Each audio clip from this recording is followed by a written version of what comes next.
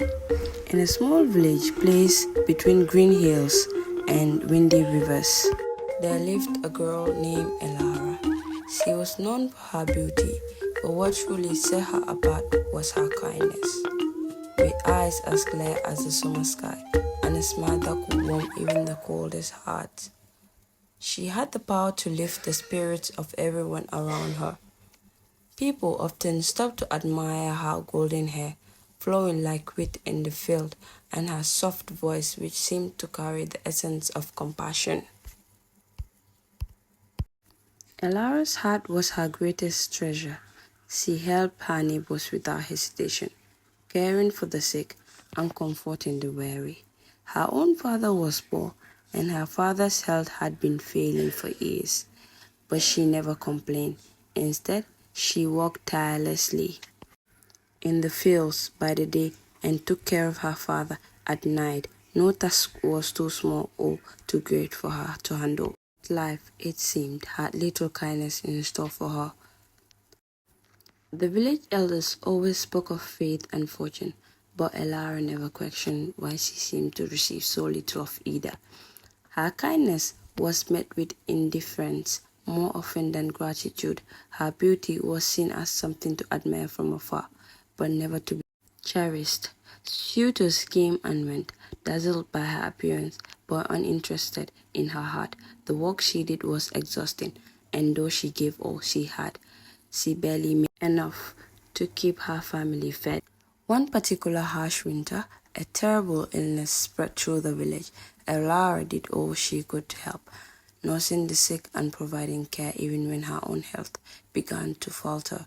She caught the illness herself, but refused to rest, putting others' well-being before her own.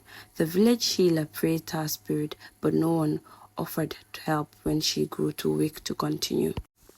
Weeks passed, and while the village began to recover, Elara's home remained a place of sadness. Her father had passed away quietly in the night, and now Elara lay in her bed, frail and alone. The villagers, grateful for her sacrifice, left baskets of food and flowers at her door, but no one dared enter.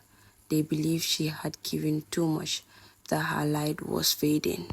One day, a stranger arrived in the village, a young woman with no great beauty, but quite a wisdom in her eyes. She asked about Elara and was told of the girl's kindness, her sacrifices, and how life had been cruel to her. Without hesitation, the stranger went to Elara's home and sat beside her bed. "You have given all you had," the stranger whispered, brushing a hand through Elara's hair. "Yet the world has given you so little in return."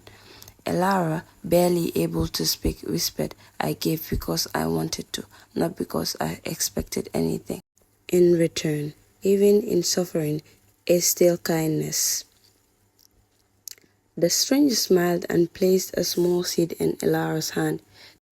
"This is a small gift, a reminder that even in the darkest time, there is a strength within you that no one can take away. Plant it when the spring comes, and it will bloom into something as beautiful as your heart." With those words, the stranger left, and though Elara did not know if she could live to see the spring, she held the seeds close. The days grew longer, and by some miracle, Elara recovered. She was weaker than before, but her spirit remained unbroken.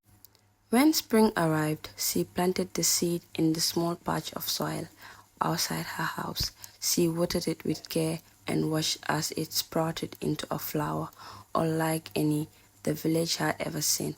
Its petals shimmered like silver in the sunlight, and its fragrance filled the air with sweetness. People came from all around to see the bloom, but Elara never claimed it as her own. She simply smiled and said, "It is a reminder that kindness, though often is unseen, always finds a way to bloom." Though life continued to challenge Elara, she carried on with quiet strength, knowing that even when the world was harsh, her heart could still blossom. And so, in the shadow of her struggles, Elara's kindness endured, growing like the flower, a beauty that could never fade, no matter how cruel the world is. The end.